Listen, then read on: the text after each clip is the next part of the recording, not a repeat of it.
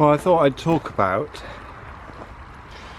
something that's called cognitive dissonance, because from what I can see and what I know, my own actual experiences, not things I've read, I think that that's one of the major stumbling blocks into moving into a new world, a better world, and not the new way of living that they're talking about.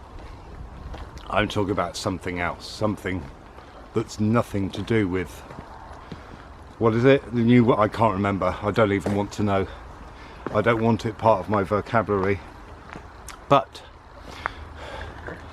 the cognitive dissonance is when you find out the truth of something, or the truth of something, or the reality of something doesn't fit with what you believed or what you were taught to believe. For some of us it fits in with what we know. Now I suppose you're going to want examples, aren't you? Well, in many ways I'm extremely fortunate in that I saw, oh, if we can just take a moment to just appreciate how fantastic the CIA were at coming up with conspiracy theorists. Brilliant. It's given everybody a get-out clause. They must have wanked themselves silly after that one. Whoever came up with that. So this could be longer because I've got a lot of things to cover about this.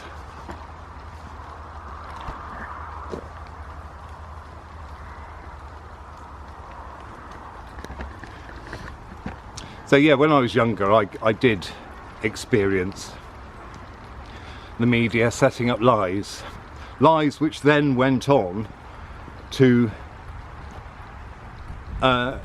become part of the way that I've been persecuted, just because of the way I look and for various beliefs that it's assumed I have. Now, so that was lucky. I mean, the first time I was about 11 when I saw this. Now they talk of conspiracy theories, and there's one that makes me laugh, and that is that, you know, a lot of people believe that the government cares about them, and that the media don't lie or manipulate or mislead, and that pharmaceutical companies want everyone to be well, even though they make billions out of treating symptoms but not the cause. So you can, I mean, I can forgive myself for being cynical, because it's not like I haven't seen things to prove it. Now, I'm dealing with some of these things in separate videos because they're longer than just a little thing. See my eyes? That means I've seen something. One of my favourite shrubs, Euonymus, European, oh, I can never remember the rest of it. That's common spindle. European spindle, probably. I'm not sure what countries have that. There's a lot of things, you know. To give you an example, when I went round to see a friend of mine, and she told me about Gary Glitter, and I was devastated. I couldn't believe it. You know, she will vouch for it. You know, I mean, sure, I ended up, you know, believing it, but it's that kind of thing. Now, if I want another thing I want to mention also some more spindle. Oh, spindle and an oak. Now that spindle and oak in the mist, and the buzzing of electric pylons. Anyway, it's also interesting that there is a blanket ban in mainstream media and media connected with certain companies on 5G and coronavirus linking news items, which is interesting to me, because does that mean then that the Earth's flat? Because they're not censoring flat Earth news, just that. Or is it that it's true? I don't know either way. I have my suspicions though, because I've noticed over the years that my sense of direction used to be brilliant until Wi-Fi came to be very widespread, and now I can get disorientated or disoriented. I never know which word that is. I think it's disorientated. To give you a few things I noticed. One, that's back in the 90s there was Saturday night television viewing on Channel 5. It was the best. Hercules, followed by Xena, followed by Charmed. I mean, 3 hours of fantasy and magic and myth based on, you know, Celtic truths. Anyway, I used to watch this with my son. It was like our bonding evening, and I remember he said to me one day, because it was pouring with rain, really heavy cloud, and he said to me, well, so at least the picture is going to be good tonight, because we very soon found out that the more cloud there was, the better the picture on Channel 5. Now, years later, when I've been out in the countryside with a mobile signal, I noticed that on sunny, clear days, when we used to have them, the mobile signal was awful. But when it was cloudy, it was great. And then I kind of thought, oh, the signal bounces back off the clouds rather than disappears. And also I noticed at the same time is that animals and birds behave differently, and then there's reports of animals and birds and behaving differently and not doing what they normally do. So I kind of thought, oh, that's interesting. And, you know, according to the military, the 5G thing, that is to spray stuff in the air that you can bounce stuff off. Now this brings me on to another thing, because I was experimented on for 20 years. Not just me, but all the people who lived on the edge of Salisbury Plain, we were experimented on. And one of the places where they could get better results was the biggest town, which happened to be Devizes, and the town I grew up in.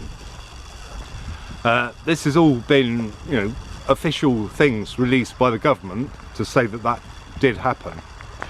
Now there's a couple of incidences. If you've seen the day the strawberries fell from the sky video, that's a crucial one. And also there was one night when we had a strawberry fog, and it was kind of a bit thicker than this, but it just tasted of strawberries. And this was November time. About 5 years later, after the strawberries incident, I started getting followed, my phone bugged, all kinds of strange, unexplainable things were happening, including some certain tests at school, certain tests that Hawkwind have sung about. And, ooh, chicory. There's quite a bit along this area and down to the road. As I've said before, one of the reasons I started this channel, well, there are many reasons why, and this is one of them, because I was followed in a time quite regularly by helicopters, people on foot, people in cars, quite regularly, way before the internet. So they had to do it physically, and I can never work out why me, because I mean I could think of loads more people that would be worth following for you know, for doing illegal stuff. And then I wondered if that when I ate the strawberry, I took something in which could later be monitored or tracked. This is quite interesting that we're now at the Mars. Now the thing that's links it with now is that, you know, we have a man who's an electronics salesman who pays a certain organisation millions of pounds, and when somebody pays something, some company or an organisation, they want something in return, don't they? And they always have agendas. It's like I hear people saying, oh, we've got to believe the science, we've got to believe the science. But if you believe the science is only the science that the people paying the scientists want to promote, and not the actual truth. Now the other thing that makes me wonder about a whole load of stuff is that when you find out that certain people have got patents on viruses, or a specific virus, and a vaccine that was got over a decade ago. And then when you find out that this same person has also got a patent that they got in May, and this is really interesting and links in with everything. They have got a patent for a system, not a device, a system for connecting a human to the internet in order for cryptocurrency mining. So if we put that, I mean, you have to read a whole load of stuff to get to the details, but you can, you know, I've got the patent number. You can find the numbers out. You have to do a little bit of searching and stuff, or you have to be lucky, like I am. And I thought that's interesting, because the only way that can be done is for something to be injected into you or put into you. And people aren't going to go for an ID chip, are they? But if you create a problem, and I'm not saying the virus doesn't exist, because it certainly does exist, but maybe not to the seriousness that, you know, that they say. Although it can be serious in some people, I'm not disputing that. What I am disputing is the agenda behind it all is nothing to do with that. And so if they can mass immunize every single person and put this thing in them, then we will all be connected to the internet of things, and via frequencies can be controlled. It's just physics. Now I'm hoping that that is not what's going on, but I feel that that is highly likely.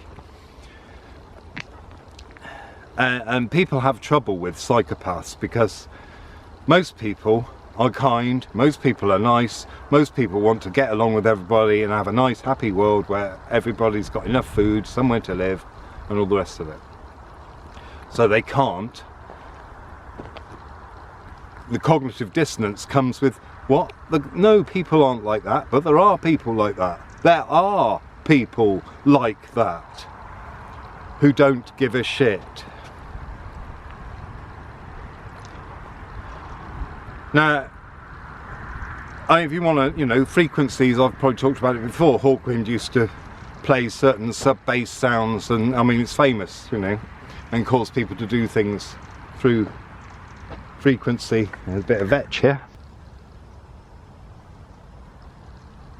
And one thing I've learnt to do over the years is to not suddenly react, because you notice that when you have maybe, you know, I'm sure everyone has had arguments like this where you don't actually listen to the other person, you just react to something, and then the arguments escalate, and actually the thing you're arguing about is nothing to do with what the issue is.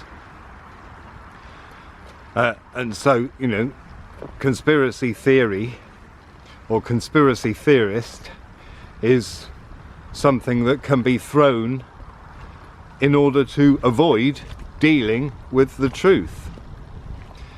So what I've done over the years is you know, if someone says, oh, you're such and such a way, I won't immediately go, no, I'm not.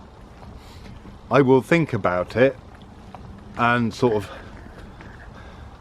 analyse myself to see whether that is true before I accept it or deny it, and if I accept it, I then change it. And that's what I do. I meant to say that the strawberries that fell from the sky, that can be checked in the Guinness Book of Records for 1977, because the incident happened in 1976. I hope that's given you food for thought. Good luck. See you next time. Ta-ra.